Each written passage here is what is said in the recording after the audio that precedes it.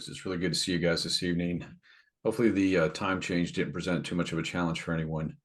Usually the fallback is a little bit easier. Although those of us that are not night people are going, I'm sitting here going, oh, it's almost 9 o'clock already. I'm usually about ready to go to bed this time. But welcome to November. Hope you guys had a good Halloween. And, now we're into the holiday season. Looking forward to Thanksgiving. Although it didn't feel like November here in the Midwest today. I don't know what it's like where you guys are at, but we were close to 70 degrees, kind of odd for today. But anyway, it's always wonderful to be with you guys. And I got to say, on behalf of Mark and Chester, we've really enjoyed interacting with you guys and being part of this. I know some of you have reached out to us as facilitators to ask questions and to kind of be partners or hopefully helpful guides on your journeys to practicing presence and meditation. I know this is a new practice for many of you. Some of you, it's just a continuing journey of your contemplative practice and your experience with that. So again, welcome. Jim is not here with us tonight. Jim is traveling. He's on a family vacation. We do have some video of Jim to share with you a little bit later in our program, but it's going to be me, Chester, and Mark guiding us tonight. So with that, I'm going to turn it over to Chester, who's got a poem for us. Okay, I've got a poem this evening from Shalon Harkin. And we had mentioned before, Shalon attended Awaken, and anybody who's been there, she's become very popular with Illumin since then. And the book is Let Us Dance. So that's the book that I'm reading it from. The poem is called God Brings Me Close. And I thought it was appropriate, given that we're studying, accessing presence today. It really spoke to me. Some days, God brings me close, and in those moments, all those places in me that have believed themselves to be unworthy must pause, as love rushes in to fill all the gaps. I contemplate what a gift to be a participant in this world of texture, color, light, and what an extraordinary gift to be able to love anything at all. Thank you, Chester. Thank you. All right, as we enter council, everyone, we're now going to open it up to anyone that would like to dedicate council.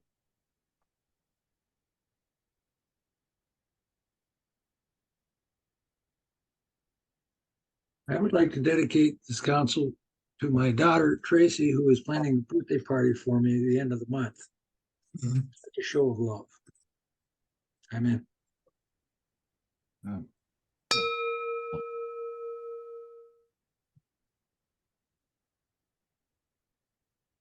I'd like to dedicate counsel to my brother, who's a bit older than me, but it's his birthday today, and he's going through a particularly hard time in his life.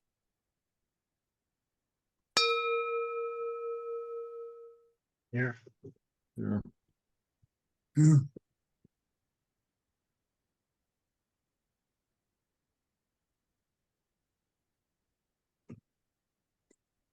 I dedicate to my daughter, Sarah, who is in the midst of much really difficult life stuff. Yeah.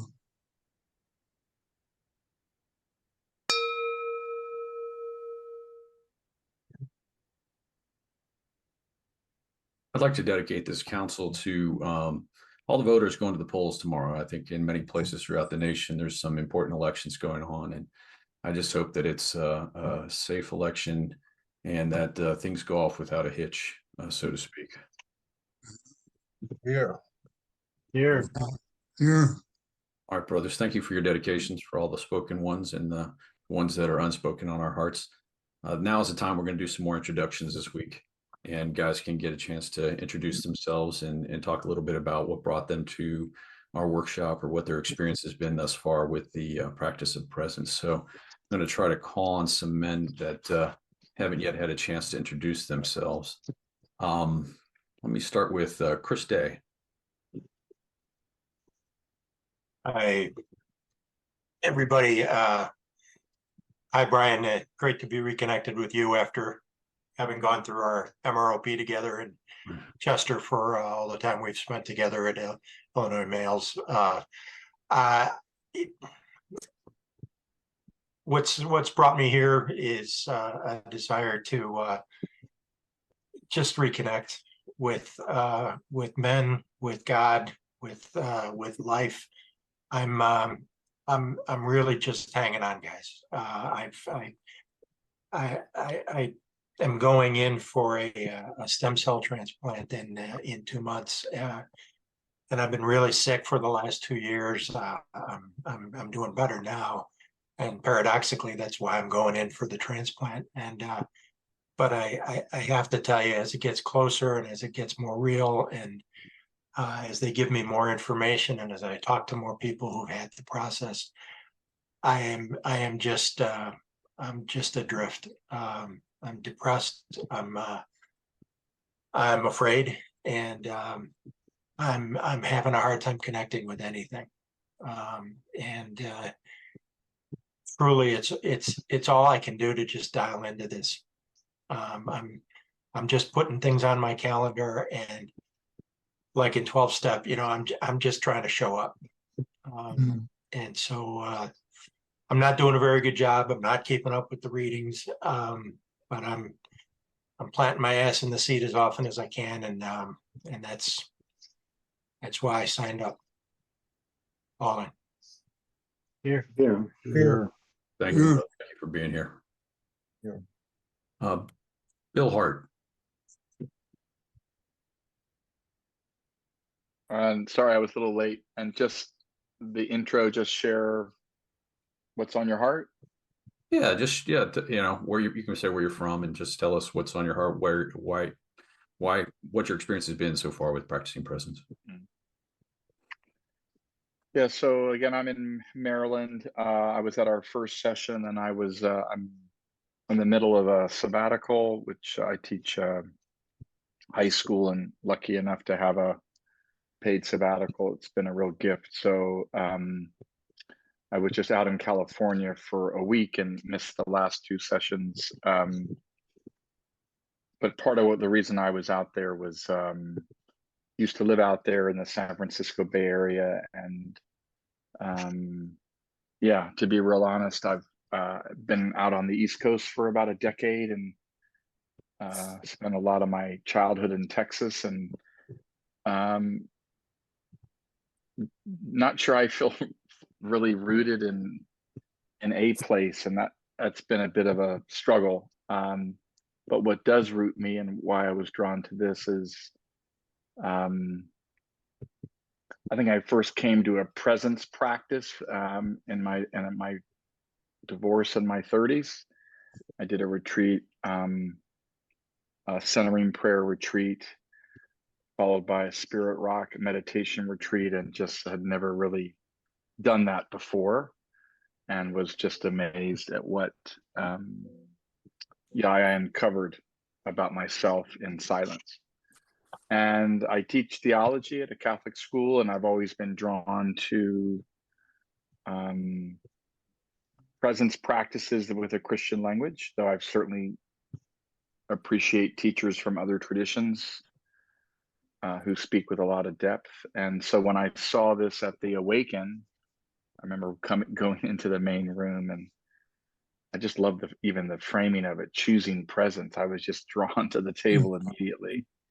And it's actually the way I've been teaching prayer more to the seniors in high school that I teach, because they're coming from all different backgrounds. So anyhow, it's been great to be a part of this. Good to be back with the group. And I really appreciated the chapter for this week. I did ask a question of the group about, how do you stay in presence when there's conflict and tension? I think that's my biggest edge, to not go into, lizard brain. So the chapter today was, a lot for today was a lot focused on how do you access it, the breaths.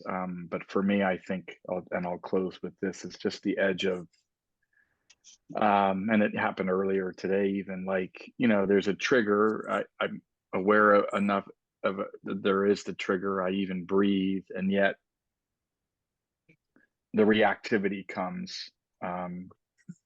Yeah, there's just this part of me that longs to be able to just really be present when that comes up, and then speak really skillfully, and not, create further suffering for myself and others. I don't think I do that well. So, and as a 1 on the Enneagram, I just have to be careful of not, beating myself up for that. But that's the sincere longing, is to be present, particularly amidst the tensions and triggers that come up. And with that, I'm complete. Thank you. Here. Here. Yeah. Ken Williams, or Williamson, excuse me, Ken Williamson. I'm Ken. I live in Dallas, Fort Worth, although I'm in DC right now. But I just was glad to be able to make it tonight, because I just got to the room here right before this started. So when I saw this advertised for, dealing with stress, anxiety, those kinds of things, which have always been a lot of a challenge for me. And I would say probably the biggest challenge so far I've had in getting into the book and doing the exercises and doing the presence is the monkey mind and competing things that are going on. The Apple chime at me at the top of the hour, and I'm like in the middle of something, or and to put everything aside and focus on that. I'm not always successful doing that. So that's why I'm here, and I'm continuing to work on it. Really thankful for everybody here. I'm complete. Yeah. How about one more? How about Daniel Gunderson?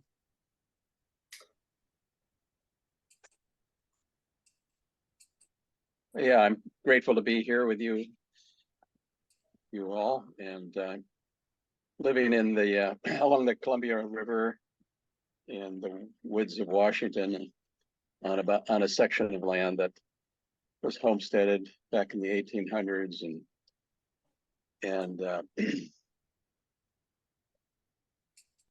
and so my connection with presence right now is really integral with the land that I'm on, that I live in. It's just a beautiful place, and I'm learning to just be in the woods and listen, just to listen. The plants and the animals have been around here a lot longer than we have, and there's a lot we can learn from them. And so I'm practicing presence with the natural world, but the breath, of course, is just is our connection all the time. And I started that way back, in college, studying with a Buddhist monk, and then going to India for a while and living with a teacher there. But it's great. Appreciate this opportunity to with you all. Yeah. Here. Here. Thank you, brothers. And we really appreciate you guys showing up however you're able to this evening. There's no expectation, just come as you are and be here as you are able to be here. And so we welcome you, and we'll get to know some more of you here in successive weeks. So thank you very much, brothers, who shared. And if you haven't had a chance to share yet, we will be inviting you into the circle here to share. So now we're going to do our practice of presence. We start each day with the practice of presence and bring in stillness. That is our foundation that we return to throughout the day. Practice this exercise in a quiet, comfortable place, if possible, either sitting on the floor or in a chair. with your back straight. Aim to work up to 15 to 20 minutes. There are very specific reasons why we practice presence the way we do. Our experience is that it makes access to stillness easier and deeper. We put our hand over our heart because this helps release a calming hormone called oxytocin. We praise God because it humbles us. We are aware that we cannot change ourselves without experiencing God's Spirit within us. Our core intention is always to connect with our vibrant inner life, which is God's spiritual energy. Keep in mind that you may slowly say a sacred word, such as Yahweh or Jesus, on each in-breath, which makes it easier to actually take those long, slow breaths. To begin, sit quietly and put your hand over your heart. Praise God and ask Him what you would like Him to do for you inside. For example, Father, all goodness comes from you. Let your peace flow through me. Take a deep, slow breath in, breathing deeply through your nose. Follow the breath as it fills your lungs up with air. Expand your chest until you cannot take in any more air. Release the breath slowly out through your nose until all the air is expended. The out breath should be longer than the in breath. On the slow out breath, you should soon start to feel stillness and get a taste of your vibrant inner life. It is when you start to become aware of it on some level. Focus on the breath with each slow intake and each slow outtake. Focusing on the breath is essential in the practice of presence. When we are consciously focusing on our breath, we cannot think at the same time. When we are consciously present, there are no worries, anxieties, or stress, no lack of self-esteem, because none of that exists in this present moment. It only happens in our unobserved mind, when we are unconsciously living through memory or anticipation. It is important to continue taking 3 deep conscious breaths once an hour or more throughout the day. This is how the practice of presence teaches us, through the stillness we create and what we experience inside. That vibrant inner life is God's Spirit within us, our inner intelligence. When we start the day this way, it becomes our foundation. We know exactly what we're looking for then and throughout the day. This is the first part of inner conditioning, which is essential. That is what renews us throughout the day.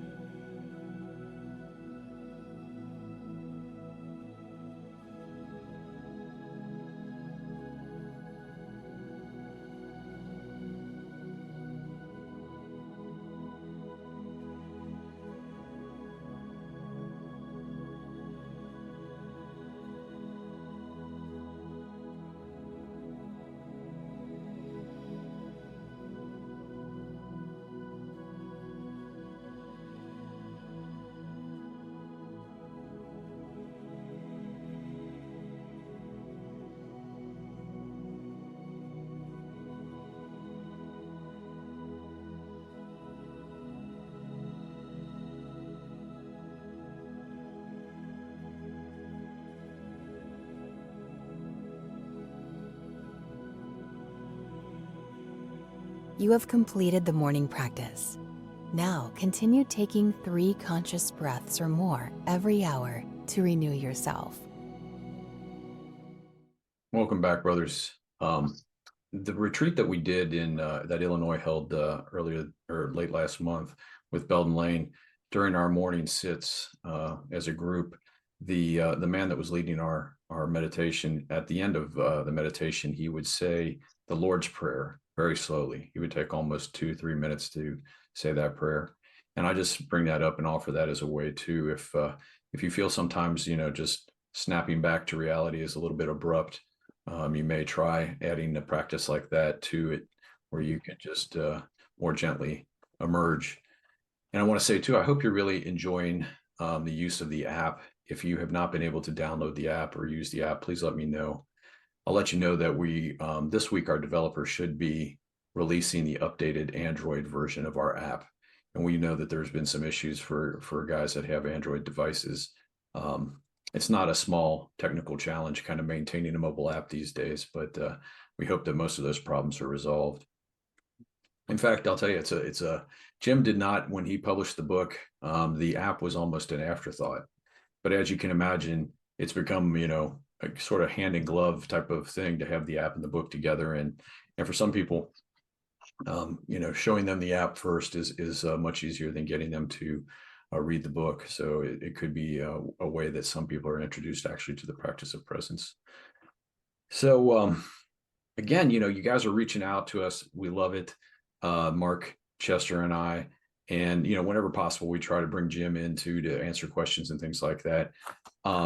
But we did get some email questions, and we should have called it what the CAC does. They call it responses instead of answers. But we have made our email answers, and I say that because none of us are absolute experts on anything. And when you're talking about spiritual practices and working together on a spiritual journey, a lot of time we have to talk in metaphor and try to just talk about what our experience is, what we've learned in our journey and things like that. So what we're offering you up is not definitive answers necessarily, but actually the best responses that we can come up with from our experience.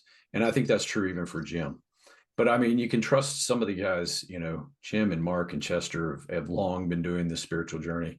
I feel like I've been on for more than a decade now, but just still so far to go myself. So I'm just learning as much as many of you here. So it's wonderful.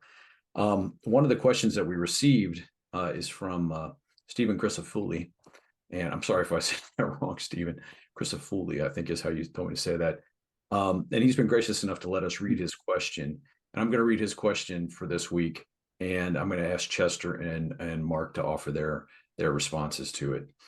So Stephen writes, week 4 has been challenging. It's clear that if I am to transform, I must commit more.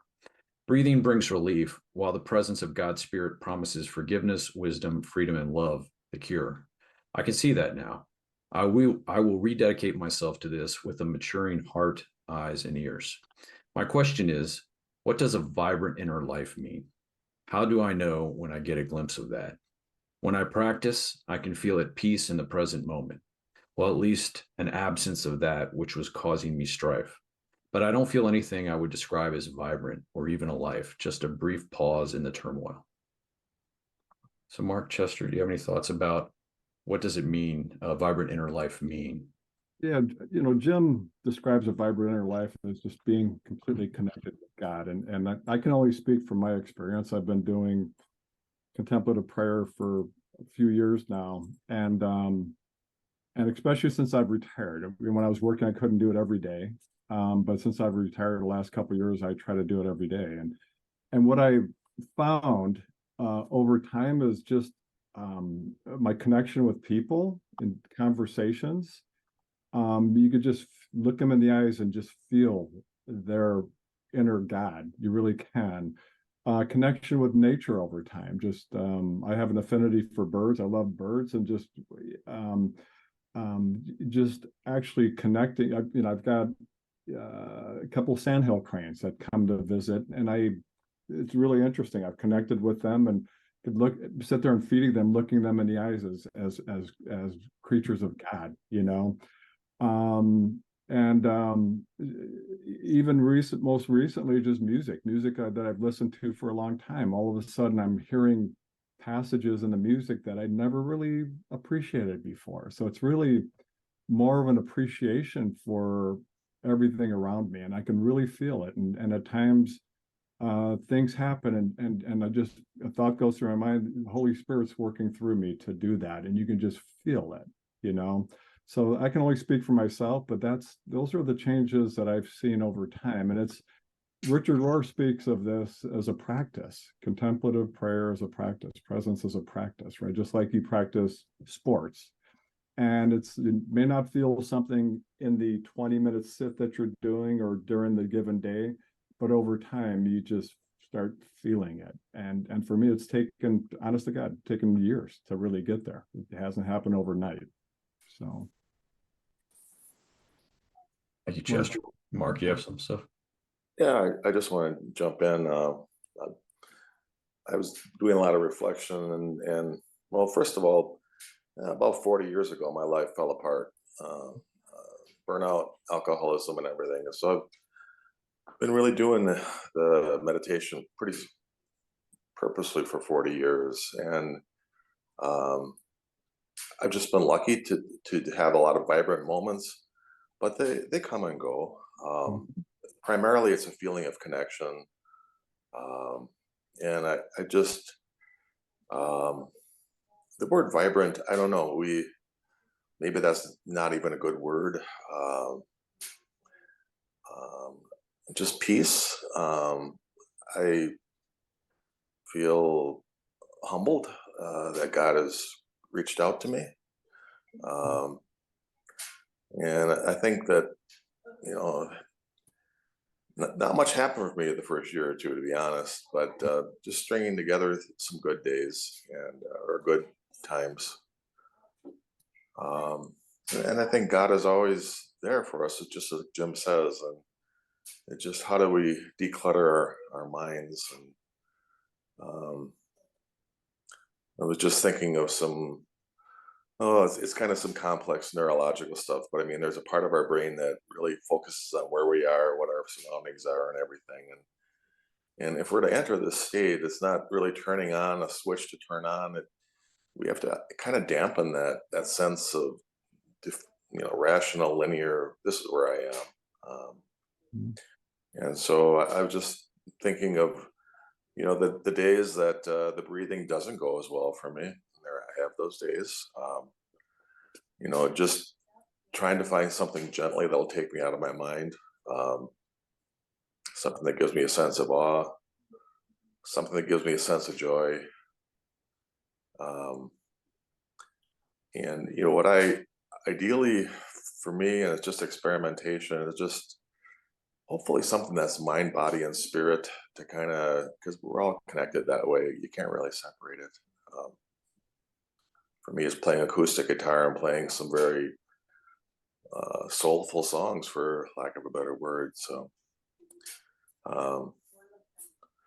that's about all I can offer. So Yeah. Thank you, brothers. So I hope that speaks a little bit to your question, Stephen. One of the themes that I heard in both of their, Chester and Mark's responses too, is sort of this ongoing commitment and this slow, gradual change that takes place over time, and by remaining committed to the practice. I want to let everybody know, I did talk to Jim. I called him up on Zoom last week, and I knew he wasn't going to be here. So I tried to record some time with Jim, and it ended up, whenever you have a conversation with Jim, it's really wonderful, but it's never short. So I'd intended to, record about 10 minutes and actually recorded about 45 minutes. So I wanted to play with you about a 10-minute passage from our video recording. I've actually put the entire video of Jim and I conversing on the website. So you'll find that at ohioillumin.org/presence. If you go to week 4, that video is actually posted already. So you can watch that tomorrow if you'd like and hear the whole conversation. But this 10-minute excerpt is going to speak a little bit more to some of the content, I think, from the chapter, Accessing Presence. So without further ado, I'm going to call that up here. Give me just a second here. Yeah.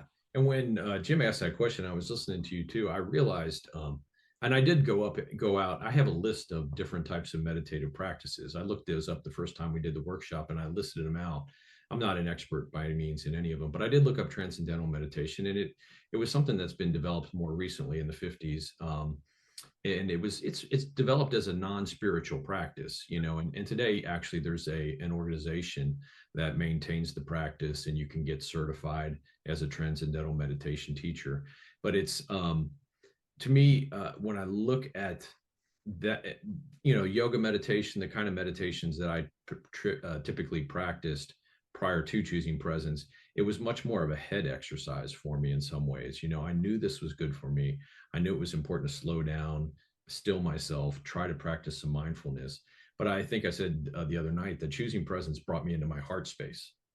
And that was a significant change for me to go from head to heart in terms of my meditative practice. And maybe that's the spiritual aspect of it, at least for me, is the spiritual. I felt an opening in my heart. 100%. Because don't forget, the foundation of practicing presence, contemplative practicing presence as we do, is this is completely personal. Yeah. This is one-on-one, you and God. Your intention is, just as God said, be still and know that I am God. And it's important to repeat this. And when that was translated by a Jewish religious scholar for me years ago, it just brought so much depth into the practice. Meaning, to be still means to drop everything. And to know is not a mental knowing. It's an intimate knowing, as a man knows his wife. And then you will know that I am is God. So this, what we experience, is clear before and after. We're not doing it. It's being done to us through stillness. It's God telling us, how do we access his presence, his spiritual being? And he wants to be our teacher. But we have to surrender to him. If we say we don't have time to surrender to him, we're obviously not going to be very successful in no matter what our practice is. Well, and this is why I wanted to kind of bring up these questions and things that were coming up, because obviously chapter 4 is dealing with accessing presence, but it talks in great deal about the practice and committing to the practice.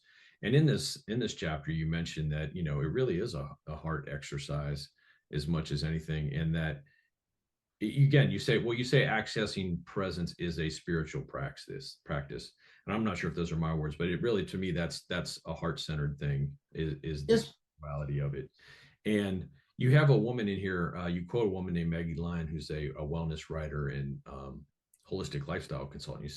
She says the practice part means just that. You do it daily, over and over, not in a gross way, but rather in this is what makes me who I am way. Without the aim of ever stopping with it, you practice as a contribution to your ever unfolding life on this earth. It can feel beautiful and compelling, harrowing and agonizing, annoying, vexing, boring as hell, or as ordinary and routine as brushing your teeth. Above all, it is your rock, the ultimate placating pillar, steady and reliable as they come.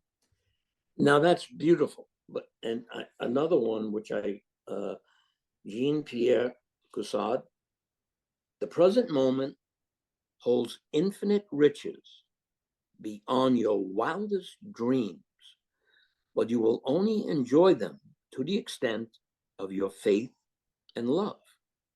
The more a soul loves, the more it longs, the more it hopes, the more it finds. So, above all, the practice of presence is not asking God for anything but his presence, allowing him to teach us through the unmistakable difference of what we experience inside. Now, there are many, many levels of peace, okay? And at the very least level, it's a clear before and after. And that only grows and deepens and deepens and deepens if we actually surrender. And as I said many times, it's if we, once we know that we're not doing it, then we actually start to get it. Because the burden is not on us. Our burden is only to make the time to do the practices, to bring in stillness with the right intention. That is our burden, and each of us can do that, and each of us can breathe. And I say this many times also. See, God loves each of us equally. So access to him has to be equal. People have told me, well, this is like too simplistic. I said, well, it is simplistic because it has to be for everyone. That's the access point. It is the most simplistic, straightforward direction God has given us. But when we act on what God says, it is the most profound experience that can happen to us. Yeah, I'm just thinking as I go through this that before making an intentional commitment to be on a spiritual journey, I would stumble into things.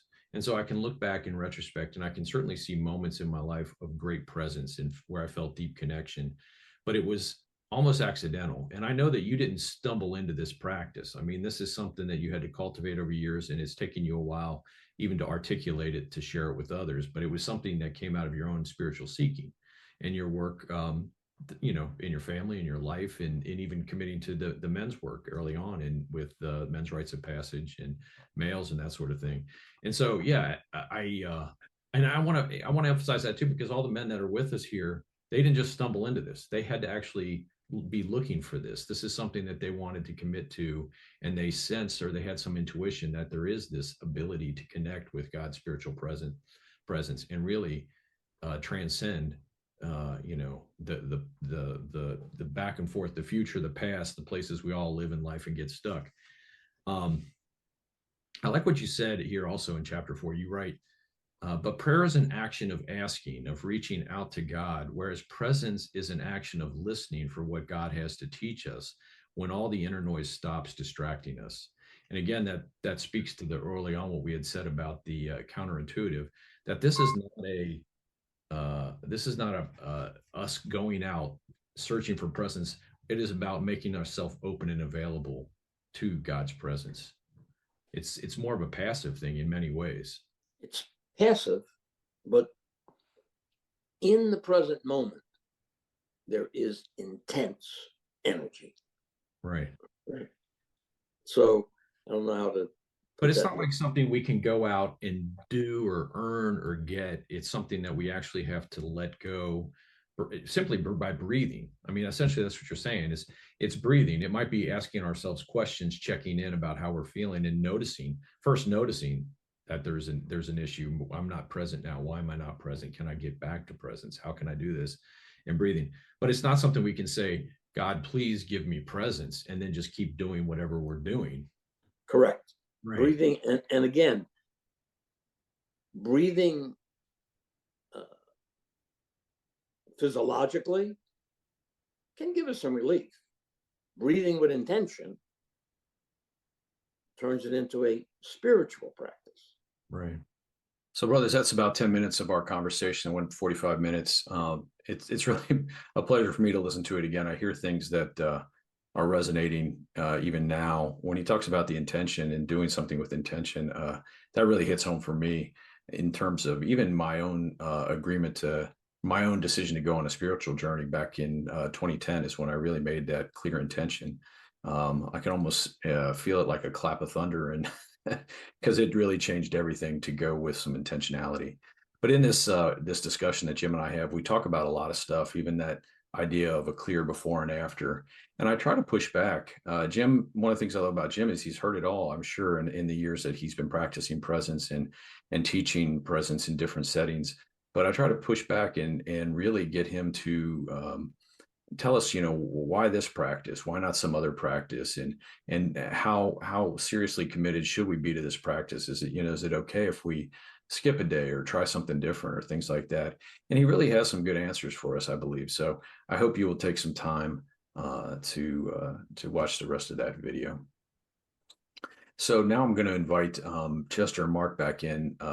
When we did our planning today, Chester brought in from a course that he's doing with the CAC, the Tree of Contemplative Practices. And we thought that would be something great to share with you this evening. Can you see that? Looks good. Okay. Yeah, and Mark and I were talking about just contemplation in general, right? And and Mark had mentioned that trying to find peace and relaxation and to calm your mind, he listens to music, right? And these are the different really branches of contemplative practice, right? And if you look at what we're studying with Jim right now, it's stillness. It's that branch that goes to the left here, right? Silence, centering, quieting the mind, meditation. But there's several different ways to practice contemplation as well that works for different people, right? So, Mark, I don't know if you want to add to this at all. Yeah, it's really beautiful, and I just it's a little bit of a tangent, but obviously you have to find what speaks to you, and as I'm thinking about the ritual that I've used since I started is just 4 words: is God help me here, and I've stayed with that, and it's worked really well. But I really strongly encourage people to explore this and see what speaks to your heart and to your soul. Yeah. If you look at to the right middle or movement, right? Walking meditation, labyrinth walking, if you've ever had the opportunity to do that, yoga, dance for people. Yeah, it's journaling. If you look at under creative side of it, we talk about journaling here, right? And Jim really promotes journaling, and a lot of people going through their spiritual path journal, and just writing things down, putting it to heart. So anyway, Brian, are you going to include this with the Yeah, brothers, this is actually it's posted under our week 4 on our website now. So if you go to ohiolumen.org/presence under week 4, you can get a better look at this graphic and spend some time with it yourself. And Chester, is there anything to the fact that some of these branches are lower than other branches, or are they kind of saying it's all sort of gateway, or you can start in any one of these places? Yeah, you can start at any one of these places, is my belief, but I don't think there's one better path than the other. Although Jim, and I do agree. I mean, you've got to start with stillness. I mean, you've got to open your heart to God. And I think that's where the best place to start to make big progress. But there's other opportunities. So, absolutely, yeah. This is where intention comes in as well. Sorry, go ahead, Mark. I would just add too that all my practices start in a quiet place with stillness. That's where it begins. Thank you, brothers. All right. All right. Now I'm going to share the making meaning of the message section from chapter 4 with you. Jim writes, access is everything. Accessing presence. Access is everything. And God tells us exactly how to access the present moment where he resides always. He tells us, be still and know that I am God. When we read that or say it, it seems almost too good to be true. But when we practice presence through the breath and bring in stillness, our own experience teaches us it is exactly so. God has made access easy and available to each of us equally. What we have to do is stop allowing our insecure and unstable ego to lead us and to take us out of reality. The access point is not our head, but our heart. And being in the present moment opens our heart because all the distractions have stopped. We are present to the only reality there is, this moment now. So we're about to open out the breakout rooms and go into councils. And before we do that, I'm going to ask Chester to remind us of the 4 intentions of council. Yeah, so while Brian is doing that, as I mentioned in previous meetings, number 1, listen from the heart. And we've all been through this now. And just listen, right? I mean, to me, the strength in getting together as men is to listen to each other. Speak from the heart, make sure that you're spontaneous and authentic. Don't think ahead of your answers. Just speak what's coming to you, what your soul is telling you. And then be lean of expressions. Be lean of expression. As I mentioned before, silence is okay. You don't have to answer every prompt or every question. Again, you may not get through all the questions depending on the size of your group. Well, the other thing I spoke to and Jim spoke to too is just journaling. I mean, it's really helpful, I think, as you go through the chapter beforehand to write down the answers to your question, really think through those, right? And make journaling a spiritual practice over time. It's something that, I know I've been journaling for a long time. I go back all the way to before my MROP and go back and look at some of my thoughts and notes at the time. And you can really see how you've changed and what you're thinking. And it's something I would highly recommend. All right. Welcome back, brothers. I hope you had a good council experience and that you were able to work through the prompts together and share what was on your hearts. So we're getting ready to close up. Thank you for being with us tonight, for making time to be with us. And for next week, we want to remind you to read chapter 5, inner conditioning. Maybe give that a couple reads, read it and pause, and then give it a couple days to reflect on it. Maybe read it again. And of course, the journaling questions are on our website. So if you go to our website and go down to the chapter 5 section, you can click on the book cover and get the PDF for the study guide questions, the journaling questions. Again, use the Practicing Presence app to help you with your daily meditation practices as you're able to. And by Wednesday, I say we'll have the recording from the session as well as the materials that we shared with you tonight, some of the supplemental materials, including the poem that Chester read by Shalon Harkin at the beginning. If you have any questions, reach out to us, answers@choosingpresence.org. Also, our individual emails are on the email messages that we send you, the meeting wrap-ups and the reminder for the next week. And even on the website, you can find Chester, Mark's, and my email. So please feel free to reach out to us. So as we close this evening, we just say you can blow out your candles if you've got a candle with us, and observe a moment of silence. And anybody who wants to hang around afterwards and talk to myself, Mark, or Chester, please feel free to do so. Thank you, brothers. Peace.